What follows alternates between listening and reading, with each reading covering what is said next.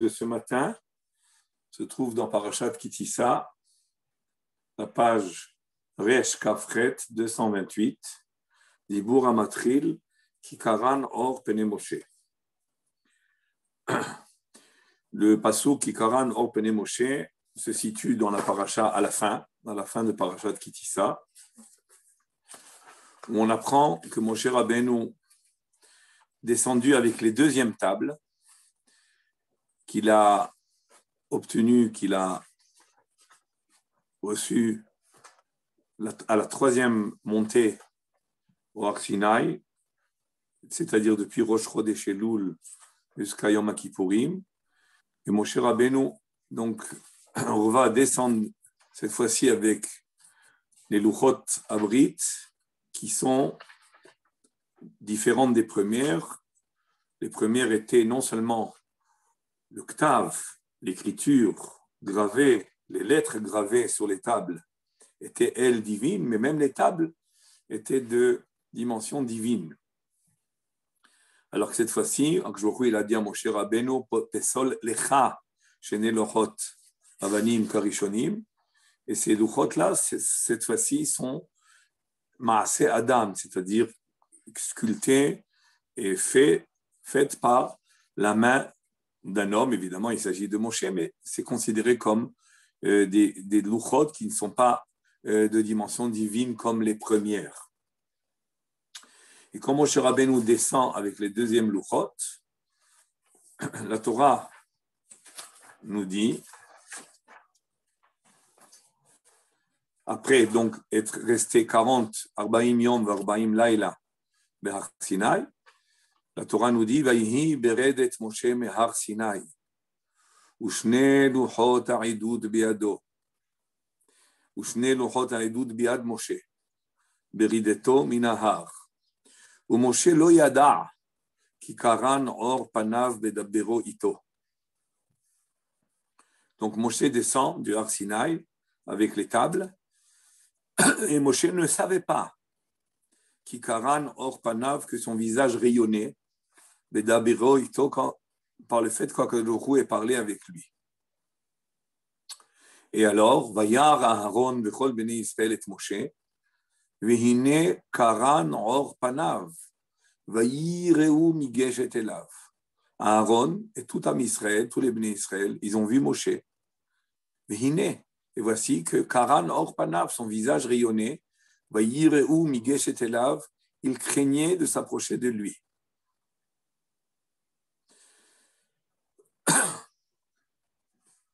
Cet épisode-là du rayonnement du visage de Moshe apparaît dans la Torah qu'après le Chet HaEgel, et après que Moshe Rabbeinu a obtenu le pardon, si on peut dire le pardon avec une certaine, j'aurais dit, marge d'imperfection dans ce pardon-là qui va se nécessiter une histoire entière pour terminer le pardon.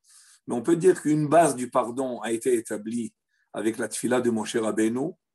Moshe Rabbeinu est monté au Har Sinaï une deuxième fois et n'a pas obtenu le pardon. Et la troisième fois qu'il monte, il a obtenu le pardon.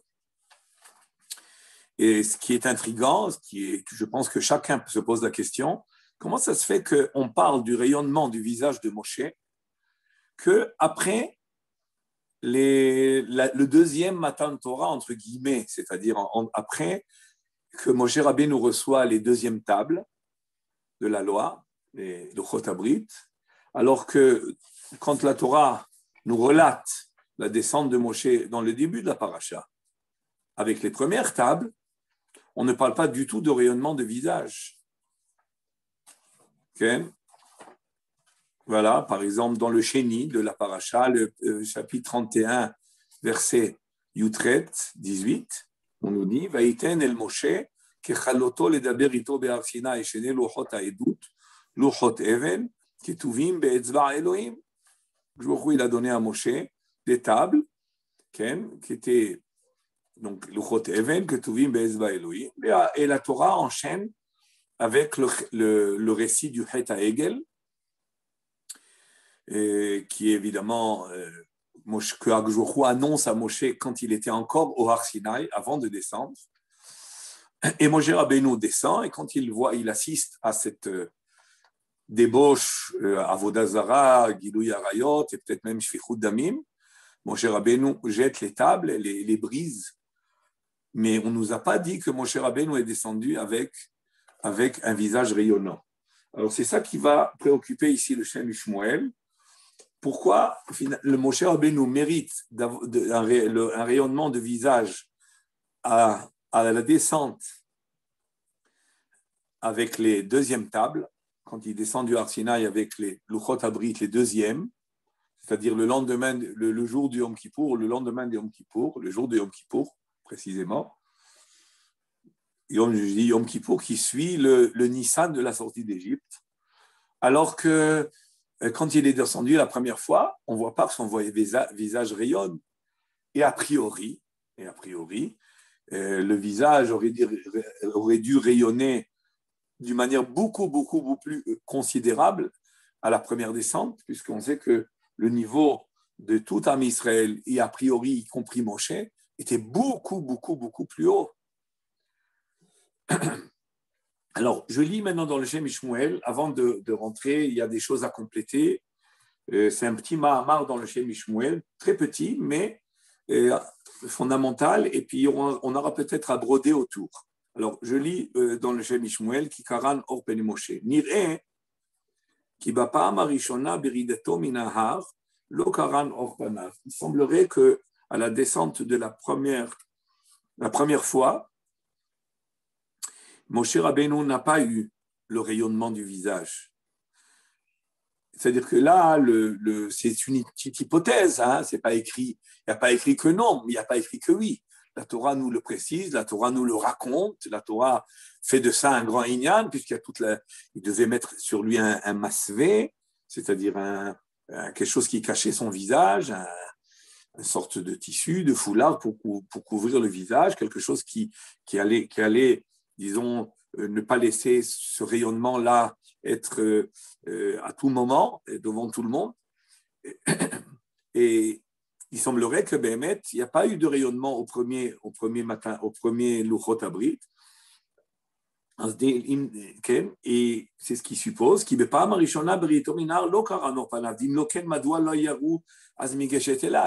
nous aurait au moins dit dans la Torah que quand Moshe Rabbeinu est descendu la première fois, le peuple a eu peur, a eu crainte de regarder son visage.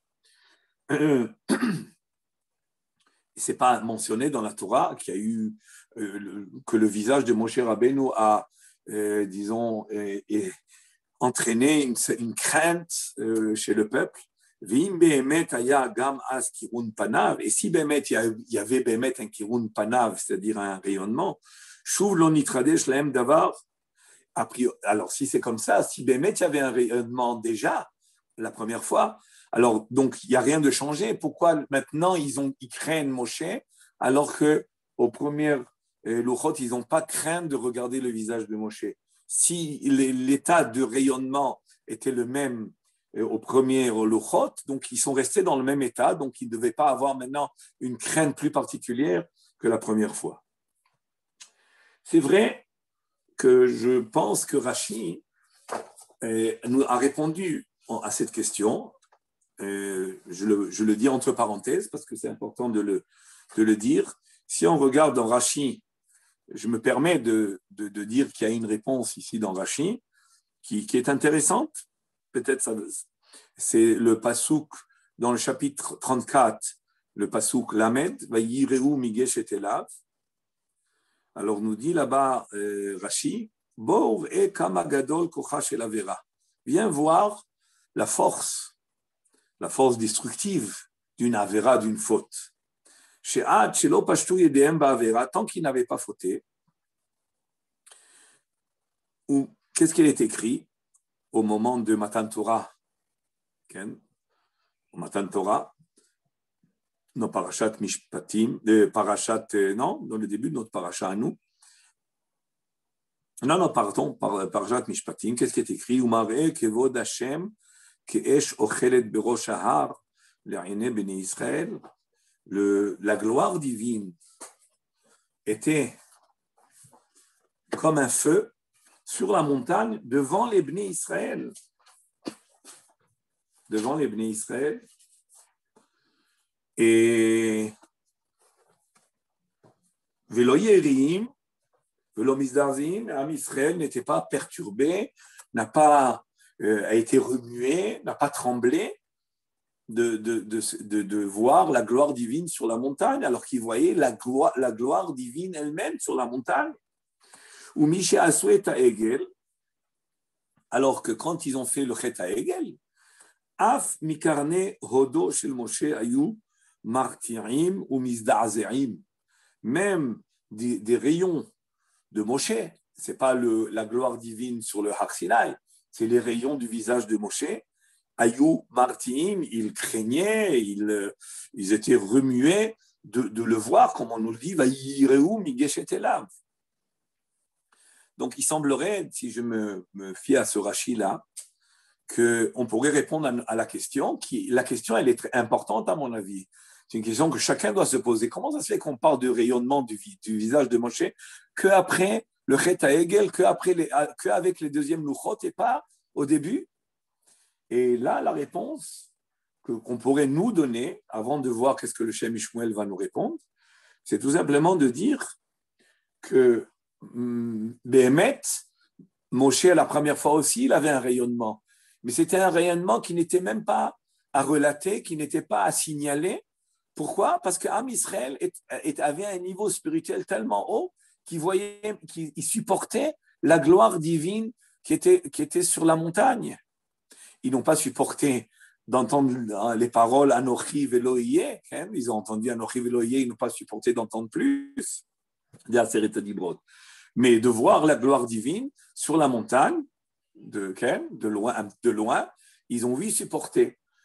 Donc on peut comprendre que même si Moshe Rabbeinu il avait un visage rayonnant la première fois, c'était quelque chose qui était insignifiant, qui était anodin, puisque tout éclairait là-bas. Il y avait Am Israël était haut de niveau, donc ils n'étaient pas tellement ni remués, ni vraiment, on peut dire, stupéfaits de voir quelque chose le rayonnement du visage de Moshe, parce qu'eux, ils avaient un niveau très haut, au point qu'ils supportaient la gloire divine sur la montagne.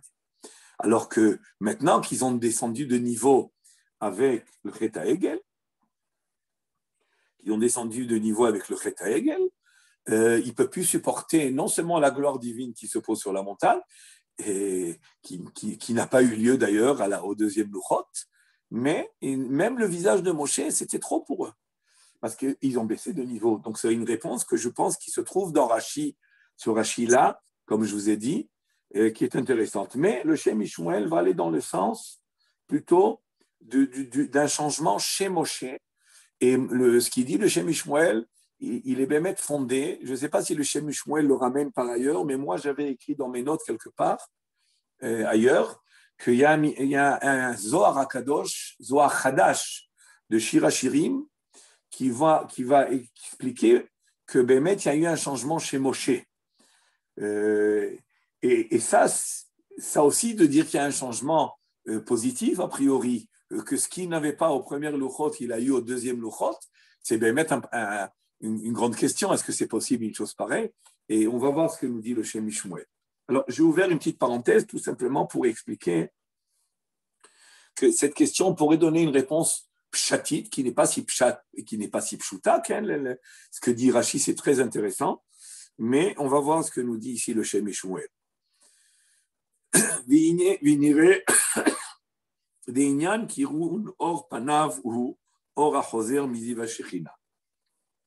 Qu'est-ce que c'est que ce rayonnement-là? Qu'est-ce que c'est un rayonnement? Qu'est-ce que c'est que ce rayonnement?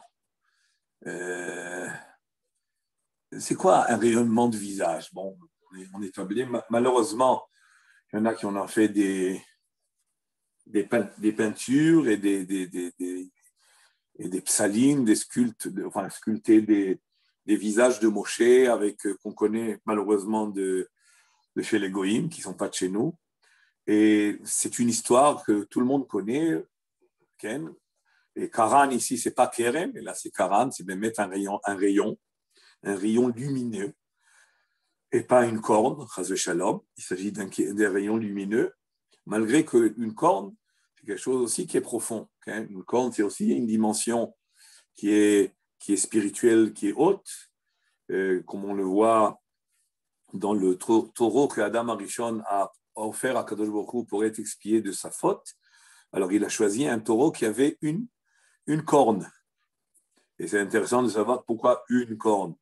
Et qu'est-ce qu'est le sens de cette corne-là? Pourquoi? Et on connaît le lignan du chauffard, donc même la corne, ça, elle est reliée à quelque chose de profond. Mais ici, on parle de kirun or panim, on parle de rayons lumineux. On pourrait expliquer même, il ne s'agit pas de rayons, il s'agit que le visage lui-même, il est clair, hein, tel qu'on va le comprendre par la suite. Il ne s'agit pas d'avoir obligatoirement un rayon comme on appelle ça un rayon, mais c'est un visage qui est entièrement rayonnant. Alors, Vinire d'inyan kirun or panavu or achoser miziv ashechina.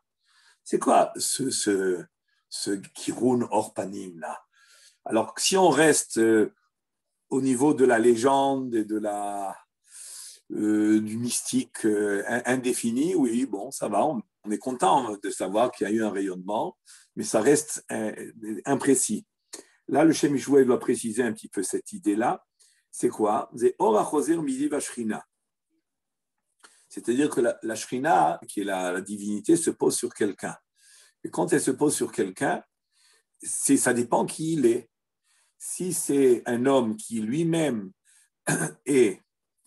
a une matière raffinée, c'est-à-dire que son corps est raffiné, son corps est spiritualisé, donc le rayon rencontre quelque chose qui est en réalité un petit peu transparent au niveau de, pas transparent, mais enfin en tous les cas qui permet un rayonnement. Il nous explique le Shem Shmuel, Vinire d'inyan kirun or panav hu or achoser miziv ashrina. La shrina se pose que Moshe Roim bemar'a meluteshet, quand on a un miroir bien meloutage, c'est-à-dire bien brillant, quand on a un miroir bien brillant, Oraner à Omed Negdo, on voit que si on a une lumière devant ce miroir, eh ben, le reflet, il est considérable, il y a un reflet. Mais si le nerf, la lumière se trouve en face d'un mur, de quelque chose d'opaque, ben, il n'y aura pas de rayonnement. Donc il faut que maintenant cette idée-là de miroir, j'aurais peut-être plus été dans le sens, pas de dire miroir, j'aurais dit plutôt un verre qui est transparent, qui lui-même va refléter. Mouvan misé, Mouvan c'est taloui belitouche amara, ça dépend de combien la mara, le verre, et va être bien brillant. Imi melouté chez yoter, mais ira yoter. Si elle est brillante, elle est plus brillante, alors elle va rayonner plus. Je me permets de dire entre parenthèses une idée que la Haniout Da'ati, que j'avais dit, qui définit un peu les choses, un peu la chose différemment, et de dire tout simplement que la neshama de l'homme qui est divine, quand le corps il est opaque, quand le corps il est imperméable, c'est-à-dire qu'il ne permet pas, qu'il ne laisse pas un rayon spirituel sortir, eh ben on va pas avoir de rayonnement. Mais quand un homme il a un corps qui est raffiné spirituellement parlant, des fois qui est même au niveau de Moshe, peut-être des fois on peut dire volatilisé, puisqu'il y a un midrash qui dit que le corps de Moshe était plus spirituel que les malachés à charrette. Donc ça veut dire qu'on comprend qu'il y a un niveau très haut de Moshe Rabbeinu. Mais ça veut dire quoi? Ça veut dire qu'en réalité, la matérialité ne faisait pas écran à son contenu spirituel, à son âme, à Moshe Rabbeinu. Donc, quand il reçoit les Luchot, quand il monte au arsenal pour recevoir la Torah, a priori, l'Aneshama qui est arrivé à un niveau très haut, va refléter à travers un corps qui laisse passer les rayons de l'Aneshama. Mais les humains communs, si on peut dire comme cela, les humains communs eux, ils ont un corps qui fait écran devant la Neshama. Même si un homme, il a une Neshama qui est Baruch Hashem, Meira, si le corps, c'est un corps encore avec ses tendances matérielles, ses instincts, ses passions, surtout si c'est encore Nefesh HaBehemith qui domine, alors il est loin, loin, loin, loin de laisser passer la lumière de sa Neshama à travers son corps. Donc on ne va pas voir de lumière de Neshama, même si, grâce à l'étude de la Torah et au mitzvot ou Maasim Tovim, il emmagasine énormément dans sa Neshama de lumière. Parce qu'en étudiant la Torah, et en faisant mitzvot ou Maasim Tovim, on emmagasine en nous, dans notre Neshama, énormément de lumière. Mais cette lumière, elle est en nous et elle va s'épanouir quand le corps l'âme va se débarrasser de ce corps, mais dans ce l'amazé, pour que cette lumière-là ne va pouvoir percer le corps que si le corps permet. Et pour ça, il faut avoir un corps très, très, très spirituel, un corps très, très déjà raffiné. On ne va pas le dire spirituel, mais qui soit déjà raffiné. Et certains tzadikim, comme on sait, Yonatan ben Uziel, quand il étudiait la Torah, alors le tzipor qui passait sur lui était brûlé. C'est aussi là-bas, ce n'est pas un feu matériel, c'est une intensité spirituelle qui fait que le matériel ne supporte pas d'être sur la tête de Yonatan ben Uziel, etc. Nous avons beaucoup... Rabbi Yehuda Anassi a dit que j'ai mérité, toute la Torah que j'ai mérité, c'est d'avoir vu la nuque une fois j'ai aperçu la nuque de Rabbi Meir. Alors j'ai vu sa nuque, c'est ça qui m'a fait toute ma Torah. Il a vu la nuque, et la nuque, attention, c'est même pas le visage, c'est la nuque, c'est-à-dire c'est le derrière du visage, et pourtant, de là, il y avait insuffisamment de rayonnement spirituel qui pouvait imprégner Rabbi Yehuda Anassi d'être ce qu'il est devenu d'après ce qu'il dit. C'est un Rabbi Meir qui associe sa grandeur dans la Torah. Donc, on voit que cette idée-là de rayonnement, en réalité, elle est quelque chose qui vient de l'intérieur de la personne. Alors, le Shem Ishmuel nous a dit que ça venait que la Shekhinah qui est posée sur quelqu'un, elle va, disons, briller à travers un corps qui est brillant, qui est, j'aurais dit, comme un miroir bien, bien brillant. Et nous, on a, entre parenthèses, la Aniyu Dati, on va rajouter aussi la possibilité d'expliquer qu'en réalité, l'âme elle-même, elle est divine. Donc, s'il n'y a pas d'écran, s'il n'y a rien d'opaque, s'il n'y a pas d'entrave, eh ben l'âme elle-même elle apparaît à l'extérieur. Et Moshe Rabbeinu, n'oublions pas qu'il était Be'ar Sinai, 40 yom, 40 laila, lechem lo achal, maim lo shata, et il reçoit la Torah, il est arrivé à un niveau très très haut. Mais néanmoins, on peut peut-être ainsi aiguiser le problème. Si c'est comme cela, alors c'est à nous de juger quand est-ce que Moshe Rabbeinu avait le niveau le plus haut spirituellement. Est-ce que c'était au premier Luchot et au deuxième? Et tout, on comprend, nous, très très bien que Moshe Rabbeinu avait un niveau plus haut aux premières tables, puisque Am Yisrael Bichlaluto, qui ont dit Naaseh Venishma, ils sont arrivés à un niveau très très haut. Et donc, c'est un peu ambigu, puisque même pourquoi au premier Luchot, on ne parle pas du visage de Moshe Rabbeinu qui a rayonné, si on ne tient pas compte maintenant de l'explication que j'ai donnée au nom de Rashi. Et pourquoi ça ne se fait qu'au deuxième Luchot, alors que Moshe Rabbeinu, il a dit quand Israël a fauté, il a dit à Moshe Rabbeinu, Lech red kishichet amecha, descends parce que ton peuple a fauté. Et Rashi nous ramène au nom du Tanhuma, descends, tu descends de ta grandeur.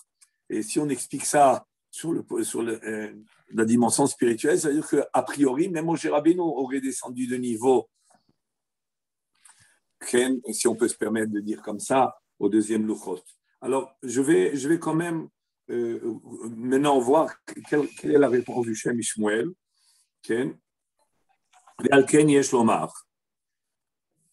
On va dire. Là, Il y a un bruit là de fond. Il y a un bruit de fond. Il y a une musique de fond. Ve'alken, yesh lomar, shebema she'amar mehenina misifrecha. Là, c'est une réponse très intéressante qui nous apprend la grandeur d'un dirigeant d'Am Israël. Ve'alken, yesh lomar, shebema she'amar mehenina misifrecha, du fait que Moshe Rabbeinu a dit dans notre paracha, quand il est monté, après avoir assisté à ce qu'il a assisté, quand il descend, et avoir brisé les tables, Moshe Rabbeinu va dire à Am Israël, écoutez,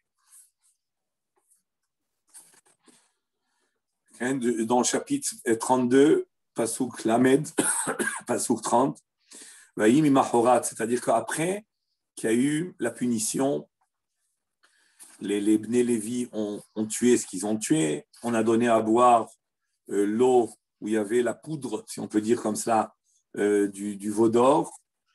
Et donc, il y a eu les châtiments sur ceux qui ont fauté, qui s'évaluent à 3000 personnes. Donc, vous comprenez que ce n'est pas beaucoup par rapport à 600 000, en comptant que les femmes n'ont pas fauté au Chet HaEgel. Et ça nous apprend que, et ce que le Shem Shmuel traite par ailleurs, c'est que Am Israël, la faute ici, c'était une faute qui était très, très grave, mais en réalité qui était très subtile, très fine.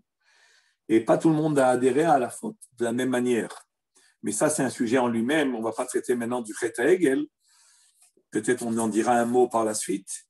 Mais après avoir vu, après le mishpat, okay, le mishpat, c'est-à-dire la loi et la punition qui a été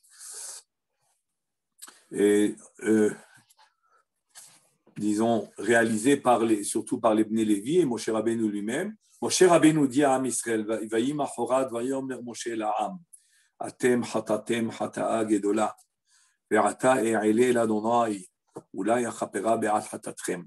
Je vais monter. Et là, il s'agit maintenant de la montée de la deuxième fois. Du début, vous vous rappelez, il y a 3 fois que Moshe Rabbeinu est monté. Donc, Yud Zayin Betamuz, Moshe Rabbeinu descend avec les Luchot et il les brise le 17 Tammuz. Et le lendemain, le Yutret, il va remonter pour obtenir le pardon et en vain, c'est-à-dire en vain, peut-être c'est un peu fort à dire, mais c'est 40 jours où il voit qu'il ne veut pas pardonner.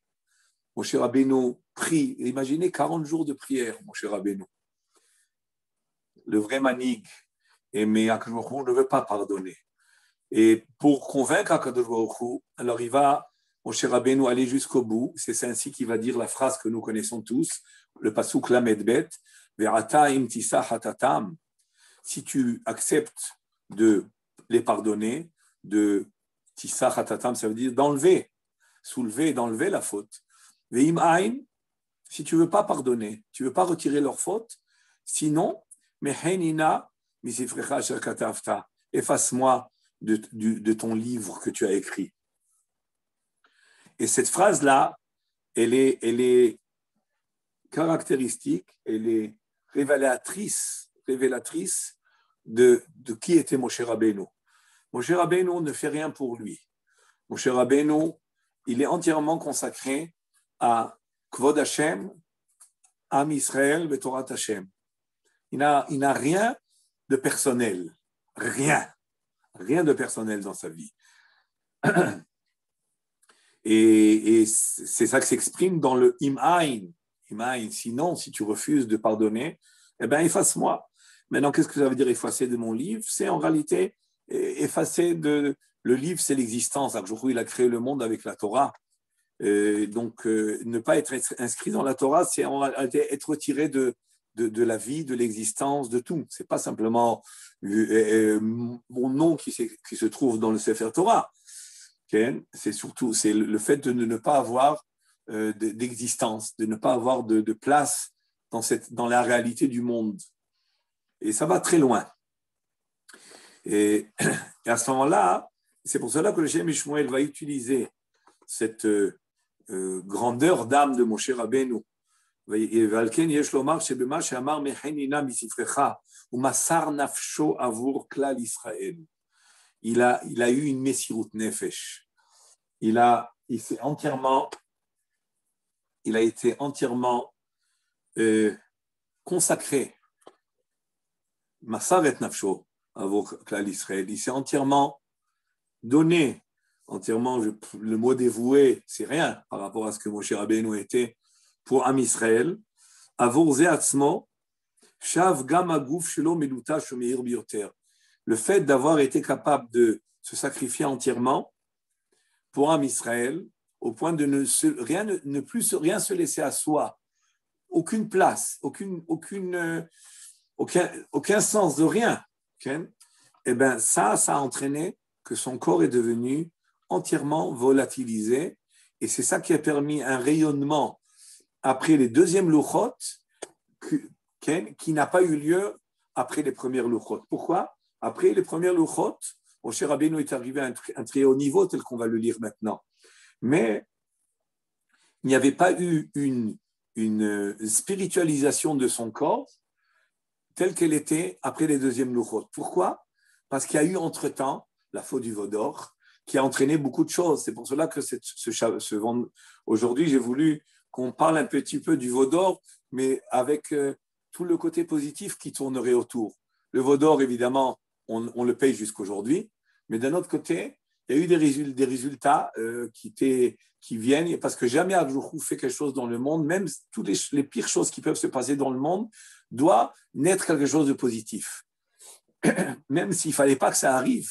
Et même ça, ce n'est pas évident, d'après ce qu'on voit dans la Gemara d'Avodah Zarah, qu'Am Israël ne devait même pas fauter le Chet HaEgel, la Gemara nous dit, et ça a eu lieu parce qu'Adjourou, il voulait nous enseigner que un peuple entier peut faire tchouva, semblable à David Amelech, qui devait arriver à la faute de Bathsheba, nous dit la Gemara, pour enseigner à ce qu'un individu peut faire tchouva.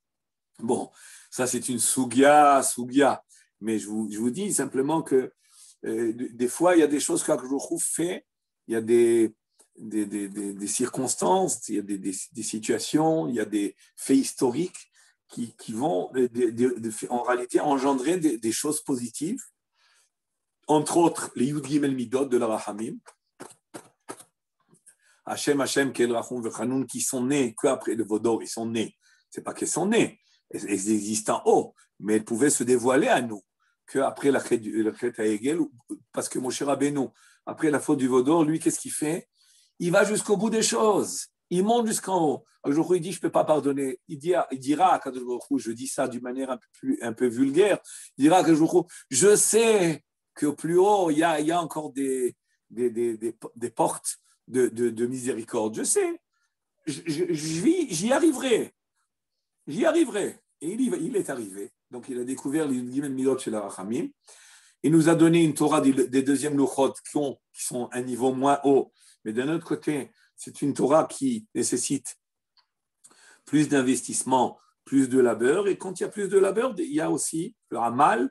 Il y a aussi un avantage, c'est qu'on arrive à ce qu'on a, là où on a investi, on n'est plus maître, on n'est plus Bé'alim de la chose, donc on sera plus Bé'alim de la Torah qu'au premier matin de Torah que le Chot Abrit. Avant, on aurait été comme des Malachim qui reçoivent une Torah à notre niveau, très haut, mais là, on devient des humains qui doivent cravacher pour apprendre la Torah, pour la comprendre, pour la percevoir, et ça nous donne un mérite en réalité plus haut.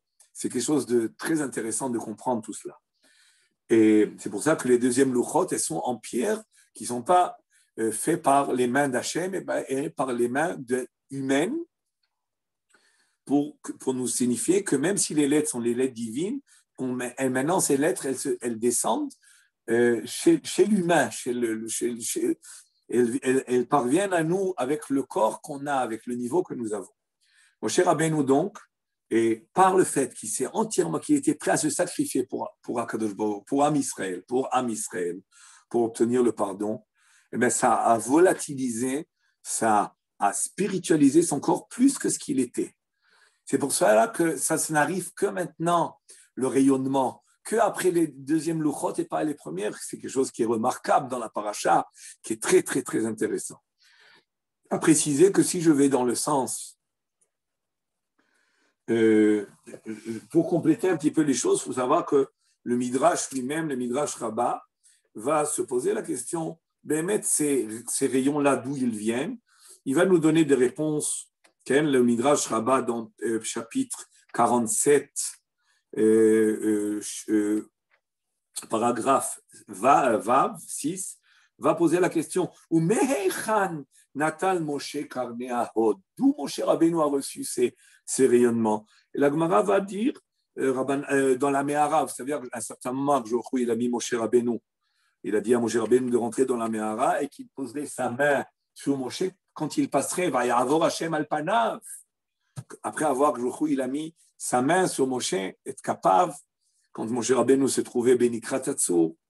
Vous voyez que même le Midrash cherche une origine des rayonnements qui est reliée en réalité au deuxième Luchot. Après ça, la Gemara dit, Rabbi Bircha, en tous les cas, cette première réponse, mais à Luchot, il y en a qui disent que le rayonnement est venu du Luchot elle-même, et d'autres qui disent que c'est de l'encre qui restait du coulmousse de la plume, et que Moshe Rabbeinu a pris le reste de cette encre-là et qu'il a mis sur le visage, et de là est sorti le rayonnement. Entre parenthèses, de là on pourra prendre l'importance que des restes des mitzvot, c'est bien de les garder avec nous, comme le vin de la Havdalah qu'on met un peu sur notre front. Et ça ressemble un petit peu à l'encre qui restait des luchot, c'est-à-dire tout ce qui reste d'une mitzvah. Comme c'était une mitzvah, si j'honore la mitzvah au point que même ce qui reste de la mitzvah, j'ai du mal à m'en séparer et je veux le mettre sur moi, et ben ça me rend, ça me spiritualise en tous les cas, ou comme le Midrash nous dit par ailleurs, que ça éloigne tous les mauvaises forces. C'est pour ça que l'idée du vin qu'on fait dans l'Havdalah, qui n'est pas simplement le vin de l'Havdalah, toute mitzvah, quand les restes d'une mitzvah, c'est toujours quelque chose d'important parce que ça montre combien on aime la mitzvah et on ne veut pas s'en séparer et on prend les restes avec nous. Et Moshe Rabbeinu, il a mis le reste de l'encre, de la plume avec laquelle il écrivait la Torah. On ne parle pas des Luchot, maintenant il écrivait aussi le Sefer Torah. Eh ben, il a mis sur son front et de là est sorti, d'après un avis dans le Midrash, est sorti le rayonnement du visage. Mais ce Midrash-là, il dit des choses que je voulais les dire entre parenthèses pour enrichir le shiur.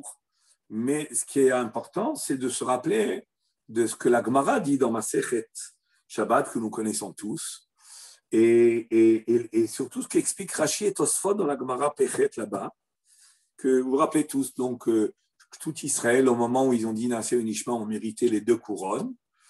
Une couronne Keneged Naaseh, une couronne Keneged Nishma. Et qu'est-ce qui s'est passé quand ils ont fauté? Eh bien, ils ont perdu les couronnes. Les malachim sont venus, Malaché Chabala sont venus retirer donc les couronnes. Et Rabbi Yochanan nous dit dans la Gemara, Vekulan Zacha Moshe Unetalan. Où elles sont parties les couronnes? Où elles sont parties les couronnes? Elles ont été retirées, elles sont remontées quelque part. Où? Ben non. Les couronnes sont passées tous chez Moshe. Toutes les couronnes. Et nous disent Rashi Tosfot dans la Gemara là-bas que les rayonnements, les carnets Ahot, d'après cette Gemara de Rabbi Yochanan, sans le dire explicitement, mais Rashi comme ça le dit, oui, les dit explicitement, et Rashi et Tosfot, qu'en réalité, ce rayonnement vient de l'ensemble de toutes les couronnes qui ont fusionné chez Moshe et sont devenues un rayon qui va sortir de Moshe, qui sont devenus le visage qui rayonne. Et c'est écrit dans la Gemara d'ailleurs qu'à la fin des temps, Moshe Rabbeinu nous les redonnera. Moshe Rabbeinu, il les a gardés en picadone. Ils sont chez lui. Mais il va nous les redonner. Mais entre-temps, au deuxième Luchot, elles étaient chez Moshe Rabbeinu, disons, elles ont rendu puissantes, si vous voulez, si je vais dans le sens que j'ai expliqué plus haut, que c'est la Neshama à l'intérieur qui est claire, Donc cette Neshama, maintenant, elle a grandi d'intensité, puisqu'il y a toutes les couronnes Naasev et Nishma qui sont entrées chez Moshe, chose qui n'a pas eu lieu aux premières Luchot.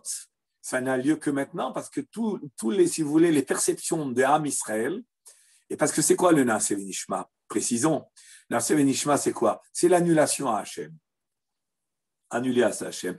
Je fais, après ça, je vais comprendre, ça veut dire quoi? Ça veut dire qu'en réalité, d'abord, je m'annule à toi. Et c'est cette annulation qui va me permettre de percevoir. Et tout ce que j'étudierai, je vais pouvoir percevoir parce que je suis annulé à toi. Et tant qu'un homme, il fait quand un homme, il agit, quand un homme, il veut servir Hachem, mais que par rapport à sa logique et par rapport à ce qu'il comprend. Donc, même s'il sert Hachem, en réalité, il y a ici une sorte de négia, c'est-à-dire au moins son intelligence, elle est rassurée quand il fait s'il comprend. Et s'il ne comprend pas, non. Alors que quand je dis Naasev et Nishma, ça veut dire que je n'ai pas besoin de rassurer rien de chez moi, Ken, et je ne suis pas intéressé à ce que ma logique soit satisfaite, ni mon intellect. Je veux Hachem, c'est tout. Maintenant, la compréhension, elle ne sert pas de condition pour faire, elle va être une conséquence. Elle va être une conséquence de mon annulation, une conséquence du service d'Hachem. Je fais.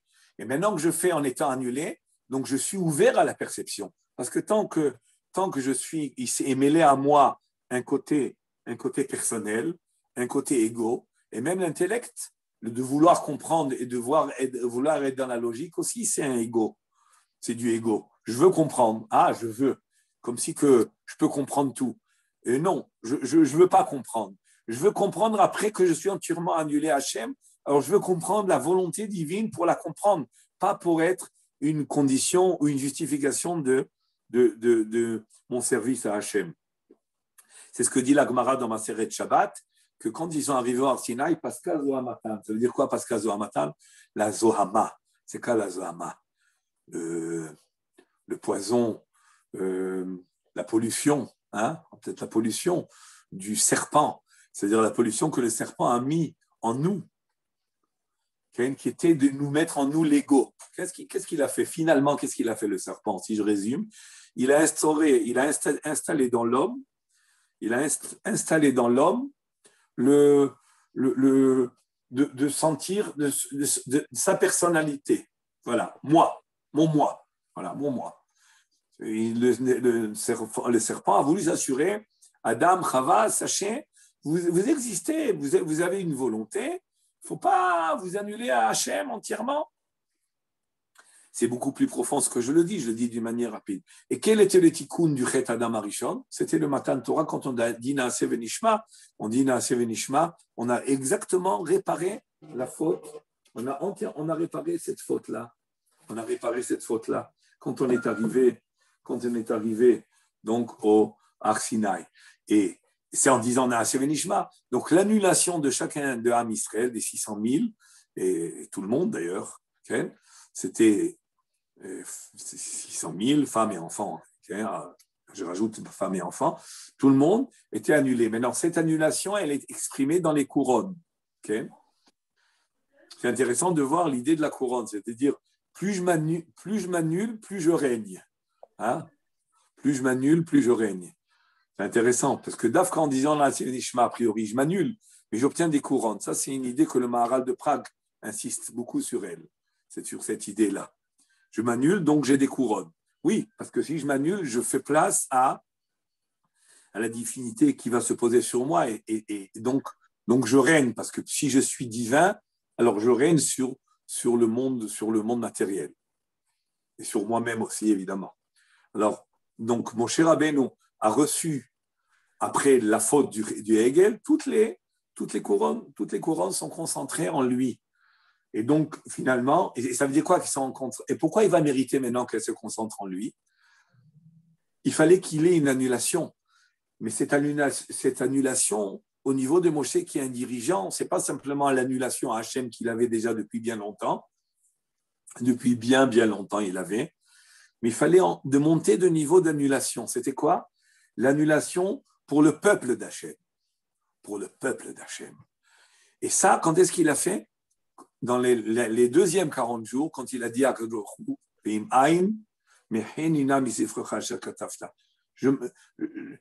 ne veut pas exister, mon cher Rabbeinu, si il ne veut pas exister du tout, c'est-à-dire aucune dimension, ni dans le monde, ni Borlamazim, ni Orlaba, rien. Si ce peuple-là, tu ne le pardonnes pas et ce pouvoir-là, ce sacrifice qu'il a eu, a permis quoi? Alors là, c'est ce que le Shem Ishmael va nous préciser maintenant. Regardez ce qu'il dit. Le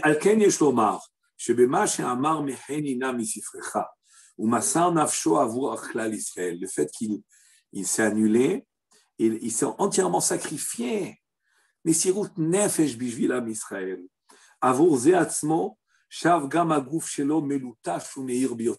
à cela, son corps qui est Ken, va devenir encore plus spirituel.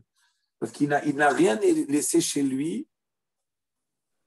de matériel. Il est entièrement annulé. Alors, il est certain que du point de vue de sa spiritualité, il était annulé à Hachem. Son corps était déjà très kadosh, puisque au moment du Sné, au moment du buisson ardent, quand Moshe Rabbeinu se trouvait devant le Séné, à Boer, Venoukal, Moshe Rabbeinu, il a dit, enlève tes chaussures. Ça veut dire, nous dit le Zohar, et il me semble que même le Malbim ramène ça, défais-toi de ton corps. Enlève tes chaussures, ça veut dire, déchausse-toi, défais-toi de ton corps. C'est-à-dire que Moshe Rabbeinu était déjà à un niveau très haut. Mais le fait d'être prêt à se sacrifier pour le Ham Israël a entraîné une dimension, un degré supérieur d'annulation devant Akadosh Baruch Hu, le fait qu'il s'annule à Am Hashem. Si je vous ramène les paroles de Rabbi Nachman dans l'écouté Moharan, la Torah Zayin du l'écouté Tignana, qu'on ne peut pas ne pas ramener à cette occasion, Kimi Sheyodea.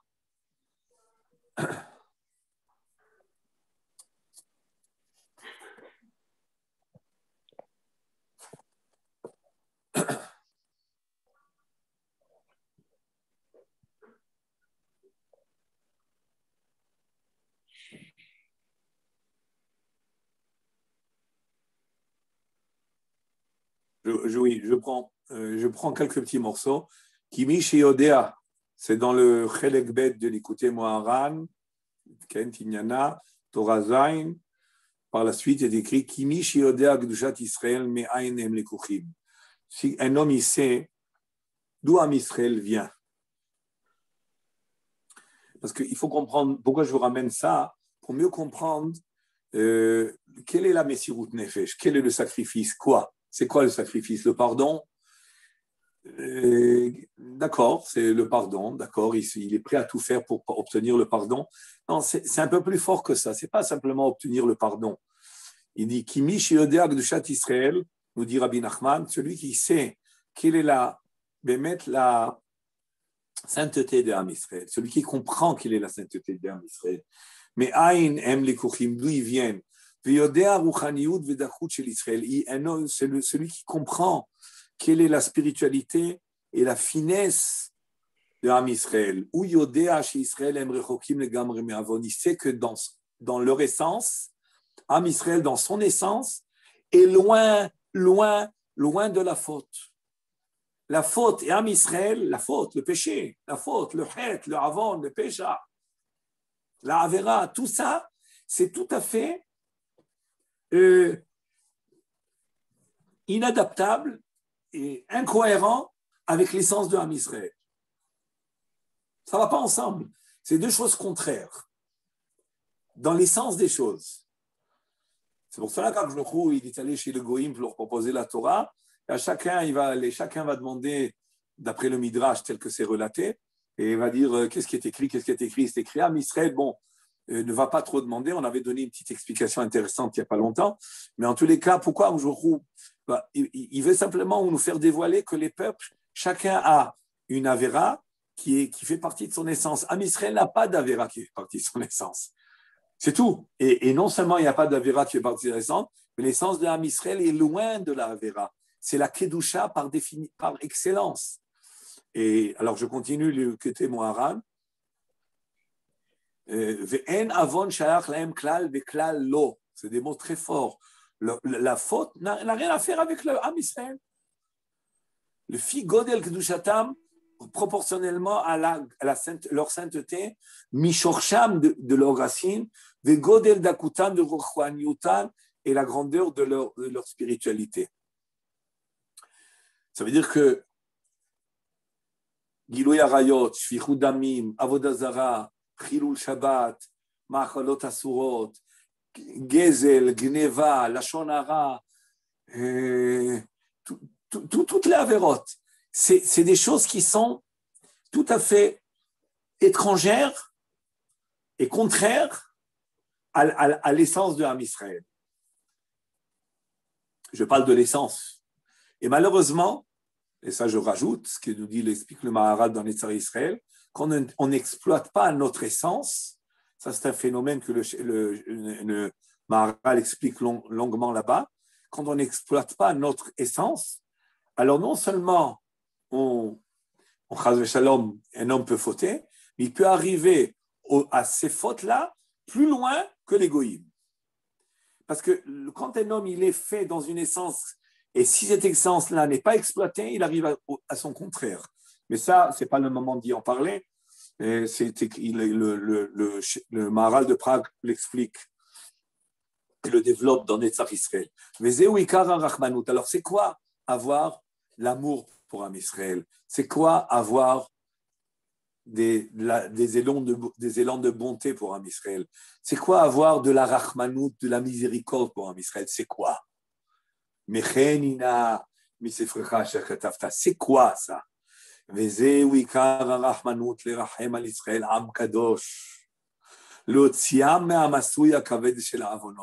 Si באמת on a de la pitié pour Am Israël et on a de la miséricorde pour eux, eh ben, on doit vouloir quoi?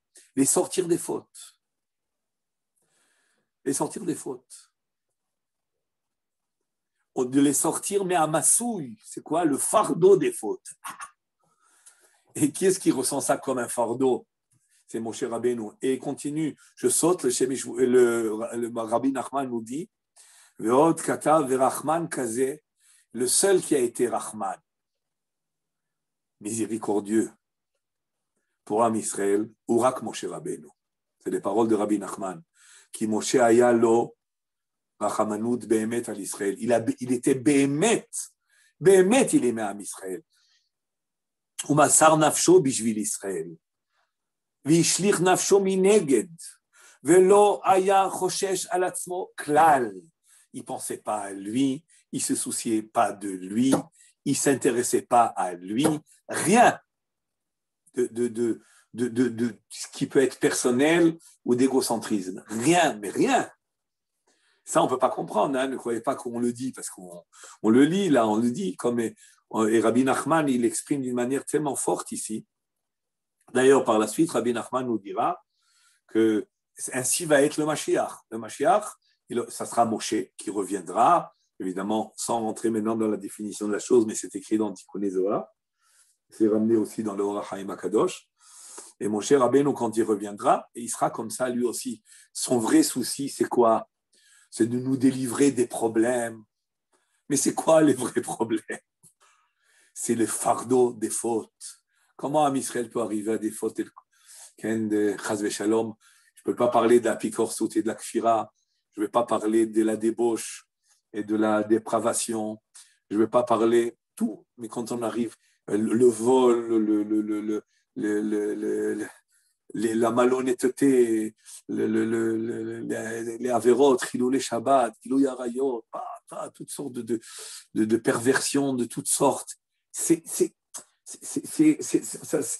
Ça colle pas. C'est pas non. C'est un problème. C'est pas que on chute. Non, on va contre nous. Voilà, on se cogne soi-même.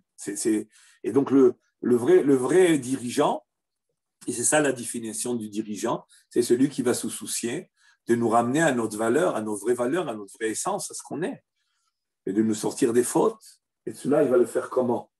Ouais, mon cher Rabbeinu, comment il le fait? Bon, d'abord, il va faire le jugement, Bémet, quand il descend, et après avoir brisé les tables, il fait un sort de jugement, mais il va surtout procéder par la tefila, il va prier, et évidemment, ce n'est pas que la tefila, la tefila c'était quelque chose de primordial, mais c'était aussi après ça de diriger le peuple dans la Torah, dans l'enseignement de la Torah, et de nous enseigner comment servir Hachem, et de nous éloigner des fautes, C'est ça le dirigeant. Le dirigeant, ce n'est pas de s'occuper de la popote et de s'occuper des dînettes. Alors le monde, il faut s'en occupe évidemment. Il y a l'économie, il y a l'agriculture, il y a même le tourisme. Bon, peut-être en admettant, il faut qu'il y ait des gens qui s'en occupent. Mais même eux, ils doivent être sous les dirigeants, ils doivent être sous ceux qui dirigent le peuple vers leur réalisation. Je m'excuse que je m'attarde un petit peu sur ce point, mais c'est une définition tellement importante aujourd'hui de savoir diriger, c'est emmener, en tous les cas pour Am Israël. Je ne veux pas parler maintenant des autres nations, c'est vrai que c'est peut-être un peu comme ça pour les autres nations, mais pour nous, c'est autre chose. Diriger, c'est autre chose, ça n'a rien à faire avec les autres nations. Diriger, c'est de nous emmener à notre réalisation de Mamlechet Kohanim, de Goy Kadosh, de notre essence spirituelle si haute, et le dirigeant, le vrai dirigeant, c'est uniquement celui qui a cette rahamanout-là, et ce souci de nous voir fleurir spirituellement, et qui agit dans la tefila, et dans l'enseignement, et dans l'éducation, et dans tout ça. Et c'est ce qu'on veut, et ce qu'on attend, que le Mashiach, Yitgaleh bimera bi'amenu amen. Et en tout cas, comme je vous disais plus loin, je vous ai dit précédemment, c'est un Zohar, Shirachirim, qui le dit, mais Forash, que grâce à quoi Moshe Rabbeinu a mérité ce rayonnement, Al Shelimet Sanegoria Al Banav Shel Makom. Le fait qu'il a prié, il a été Melamed Sanegoria, c'est-à-dire qu'il a vous plaidez en faveur de Am Israël. Il a plaidé en faveur de Am Israël, mais pas seulement plaider, c'est plaider avec Messirut Nefesh. Surtout pendant les 40 jours intermédiaires, mais même avant de descendre la première fois, et sûrement aussi la troisième montée aussi, il y a eu de la tfila, il y a eu de la prière, il y a eu une invocation vers Hachem. Alors je reprends maintenant. Arabe, je peux poser une question? Quelle heure est-il? J'écoute et je te dirai si oui ou non, je réponds. D'accord. Est-ce qu'on peut associer à ce que Moshe Rabbeinu l'a dit Mechanina Misutrecha à la même rade de Chazal qui dit que quand Mishomer Shachem Vatran, Vatro Mechayav, qu'en général on comprend ça un peu de manière péjorative, mais si même quelqu'un il est prêt à s'annuler complètement, à être même à terme Mechayav, alors il peut demander, il peut faire ce genre de bakashot à Hachem. Les Mchok Avonot, oui, c'est intéressant. Je pense que tu fais une très bonne analogie là, Yoël. Je pense que c'est vrai. C'est-à-dire qu'un homme, c'est Moshe Rabbeinu, il pouvait se permettre de le faire. Il a le droit de demander pardon parce que lui, il est à ce niveau-là de l'évater al kol chayav et al kol ishiuto. C'est ce que tu veux dire? Oui. Oui. Je suis d'accord. On dit que ça non, ça a un sens négatif, mais on utilise le sens négatif maintenant pour expliquer pourquoi chez Moshe Rabbeinu, lui, il va pouvoir obtenir le pardon. Oui, voilà. Alors, je continue, donc je continue maintenant. Avose atzmo shav gam guf shelo miluta shomeir bioter ma shelo aya ken beluchot harishonot. Moshe Rabbeinu, dans les premières luchot, il n'a pas mérité ce rayonnement-là. Pourquoi il n'a pas mérité ce rayonnement? Parce qu'il n'y a pas eu encore il n'a pas été affronté à cette tefila-là de Messirut Nefesh pour pour le pardon, pour le Rahmanout, pour Am Israël. Et donc, il n'a pas eu l'occasion de raffiner son corps encore plus. Et chez les Etzema Alato, maintenant, c'est très important, ce qui souligne ici qu'on a dit précédemment, chez les Etzema Alato, Aya Az, Elef Pe'amim Yoter. Malgré qu'au premier Luchot, du point de vue de sa Ma'ala de Moshe, la grandeur de Moshe en elle-même, elle était beaucoup, 1000 fois plus haute qu'au deuxième Luchot. Vous entendez là quelque chose qu'il dit. Il ramène ça au nom du Mégalé à Mukot. Bon, je ne l'ai pas retrouvé, je n'ai pas vu ça dans le Mégalé à Mukot, il n'y a pas de parachat qui dit ça. Je n'avais pas de table de matière pour trouver le Mégalé à Mukot de Rabbi Nathan Shapira, qui est un livre extraordinaire qui est ramené souvent dans beaucoup de livres de Chassidut, entre autres dans le Shem Ishmuel, et qui est un livre qui est ramené, mais qui est ramené aussi par tout le monde, tous les Chachamim, un livre qui est très, très profond, et qu'il faut un petit peu décoder aussi. Et là-bas, d'après le Shem Ishmuel, il aurait dit que la grandeur de Moshe était 1000 fois plus haute, plus grande que celle qu'il avait à le deuxième. Donc, de quoi on parle maintenant? On parle du Kol Makom. Ze'aya li'inyan ma'alat nafsho. Oui, du point de vue de la grandeur de l'âme de Moshe.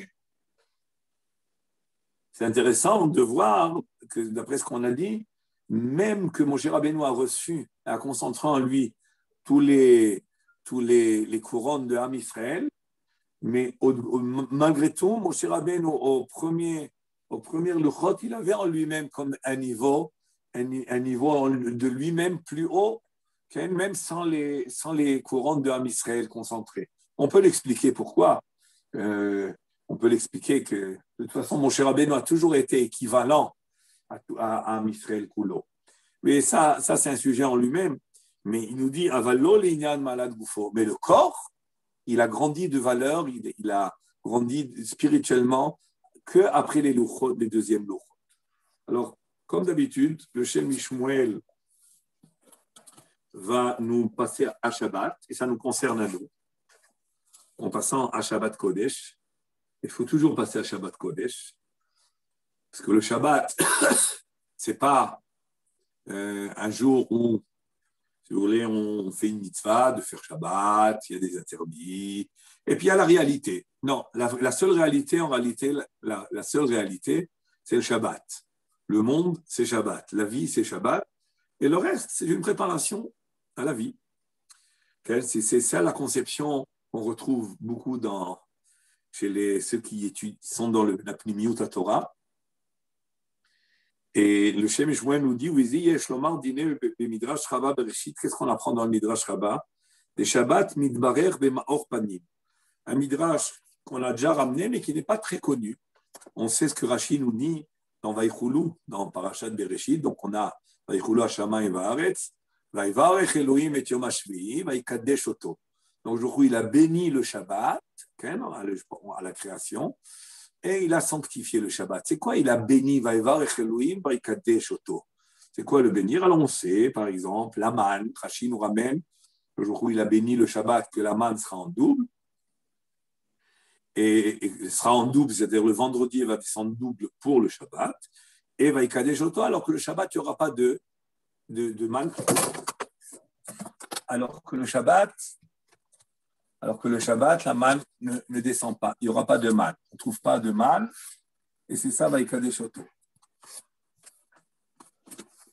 Alors, mais dans le Midrash Rabbah, le 11e chapitre, le paragraphe bête 2, au milieu, pas au début, au milieu, on apprend que Berecho be'or panav shel adam, kidesho be'or panav shel adam. Du coup, il a béni le Shabbat. En quoi il a béni le Shabbat? Dans la lueur du visage de l'homme. C'est-à-dire que le Shabbat, un homme, il a un rayonnement, un visage qui éclaire plus lumineux, plus étincelant. Beor Panav Shel Berecho Beor Panav Shel Adam et Kidesho Beor Panav. C'est-à-dire même le Berecho, même le Kidesho, c'est sur le rayonnement. Et ça voudrait dire quoi, Kidesho ici?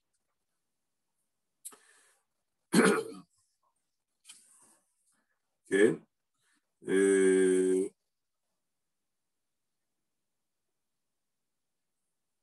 C'est-à-dire que d'abord, il y a plus de rayonnement le Shabbat, et ce rayonnement, évidemment, il vient de la sainteté du Shabbat.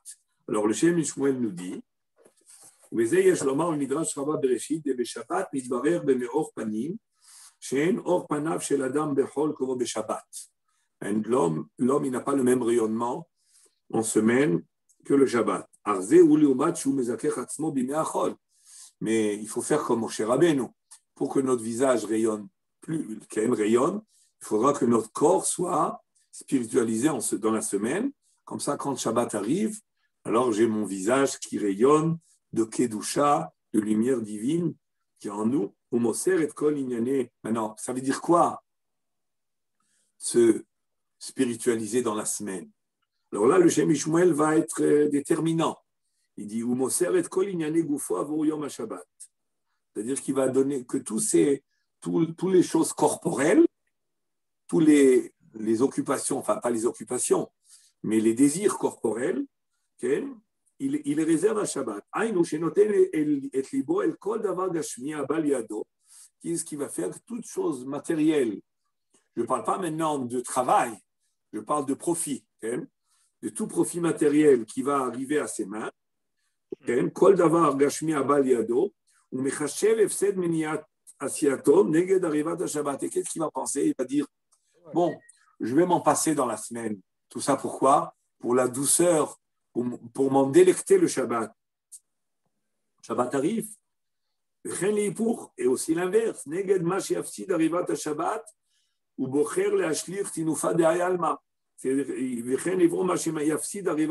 Si jamais je mets de côté la douceur de Shabbat, les délices de Shabbat pour avoir un profit de ce monde Tinoufa de Hayalma qui est le monde de Tinouf. Tinouf, c'est pas beau, c'est même sale. Les saletés de ce monde, c'est-à-dire qu'un profit qui est utilisé pas pour le service d'Hachem, il est considéré comme Tinouf, comme saleté. C'est un homme en laissant tous les profits à Shabbat et en les réservant à Shabbat. C'est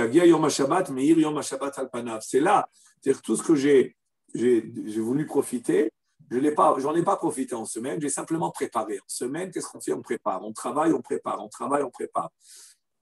On travaille, on a de l'argent. On travaille, on achète. On travaille, on fait toutes sortes de transformation et de création qui vont nous permettre finalement d'arriver à la réalisation qui est le Shabbat Kodesh. Mais Yom HaShabbat al-Panav, qui Panav Naasu Kemaria Menutashim, à ce moment-là, le visage va rayonner, c'est-à-dire que en réalité, il nous a donné le Shabbat pour que notre visage rayonne, mais il va nous rayonner de quoi? De quoi? Pour rayonner, il faut encore que le corps ne soit pas une entrave. Et comme on l'a vu chez Moshe Rabbeinu, là-bas, chez Moshe Rabbeinu, c'était un Messirut Nefesh, le sacrifice qu'il avait pour Am Israël et pour le peuple d'Hachem, le vrai sacrifice, celui qui aime son peuple, vraiment aimer son peuple, et l'aimer dans son essence tel qu'il est, avec tout ce qu'on a expliqué. Et nous aussi, quand on arrive Shabbat, le fait que le Midrash nous a enseigné que la bracha et la kedusha de Shabbat s'expriment par le rayonnement du visage, il faudrait encore que ce rayonnement qui se fait le Shabbat par une spiritualité supplémentaire qu'on a à Shabbat, l'idée qu'on a de Tosefet Neshama. Donc ce Tosefet Neshama va très bien avec ce Midrash. On a Tosefet Neshama, ça veut dire qu'on a en nous si vous voulez, un potentiel spirituel, ou plus que ça, même une dimension spirituelle plus haute au fond de nous. Mais si on veut qu'elle s'exprime, qu'elle apparaisse, qu'on la ressente, qu'elle soit en tous les cas exprimée, il faut que le corps ne soit pas une entrave. Et là, le Shem Shmuel nous fait un petit chidouche, c'est qu'il ne faut pas qu'elle soit une entrave, il faut que tout ce que je voulais profiter de ce monde, okay? Le maximum, hein, à part tout ce qui est nécessaire pour vivre. Je ne parle pas de ce qu'il faut pour vivre. Mais c'est ce que nous ont enseigné même les Mekoubalim, que tout ce qu'on mange en plus dans la semaine, ça ne va pas à la gdoucha, ça va à Sitra Achra. Alors que ce qu'on mange pour vivre, pour ce qui est nécessaire, pour notre santé, pour notre bien-être, ça c'est bon, ça reste dans la gdoucha. Mais ce qui est supplémentaire, alors ça va à Sitra Achra. Alors que Shabbat, tout va à la gdoucha, tout va à la gdoucha. Pourquoi? Parce qu'on a une Tosefet Neshama, qui est, comme nous dit le Midrash, s'exprime par un rayonnement, c'est-à-dire que la Neshama, qui est la lueur divine, elle apparaît sur notre visage, mais pour qu'elle apparaisse, il faut que le corps soit raffiné. Il va être raffiné si tout ce que j'ai voulu profiter dans la semaine, je l'ai réservé à Shabbat Kodesh. Okay? Ça nous rappelle Shammai Azaken. Ça nous rappelle Shammai Azaken dans la Gemara Maseret Betzat et Zain, qui disait que quand il disait, pas seulement il disait, il faisait, quand il sortait le dimanche, il passait par le marché, à à retour de la yeshiva, ou peu importe, et il voyait une bête qui voyait qui était belle, qu'il pouvait utiliser pour le Shabbat, il disait, ça c'est pour Shabbat, je le garde pour Shabbat. Et quand le lundi, il voyait une autre qui était encore plus belle, il la réservait pour Shabbat. Et le mardi, etc., etc. C'est vrai que Azaken ne disait pas ça, parce que lui, il mettait le poids plus sur la midat habitachon, de dire Shabbat, bien sûr Shabbat, mais j'ai confiance en Hachem, que vendredi, je trouverai ma bête pour Shabbat. J'ai confiance en Hachem. Donc, c'est une autre approche, mais tout le monde avait finalement pour but d'être mechabed et à Shabbat. C'est la question, de quelle manière? Mais l'idée qu'un homme, tout ce qu'il a de plus beau dans ses vêtements, dans la nourriture, même dans le décor de la maison, la table, tout, Shabbat Kodesh. C'est quelque chose de merveilleux. Et surtout, là, on voit dans le Jémi Shmuel, ce n'est pas simplement d'être mechabed le Shabbat, mais c'est un petit peu dans le sens de retenir ce qu'on voudrait profiter en semaine pour le réserver au Shabbat. À ce moment-là, c'est là que le corps va se raffiner quand il va profiter de ce qui a été la chose que je n'ai pas voulu en profiter, le Yimé Achol, et en profiter pour le Shabbat. C'est ça qui va me donner le Maor Panim, le visage rayonnant. Alors, on a appris la grandeur d'un dirigeant, d'un vrai dirigeant. Et on a appris les conséquences du Chet HaEgel et le désir de Moshe Rabbeinu de réparer. La grandeur de Moshe Rabbeinu qui s'exprime après les deuxièmes Luchot, malgré que du point de vue de son âme, il était plus grand en première Luchot. Je crois qu'il lui a dit Lech Re Kishichet Amecha, mais il a obtenu au deuxième Luchot une dimension de la spiritualité, de la Kedusha, de la sainteté de son corps plus grande, grâce au fait d'avoir voulu se sacrifier. Et ainsi, on arrive que nous aussi, on peut arriver à avoir un rayonnement, le Shabbat, grâce à la Kedusha de Shabbat. Alors, je dis à tout le monde, Shabbat, Shalom.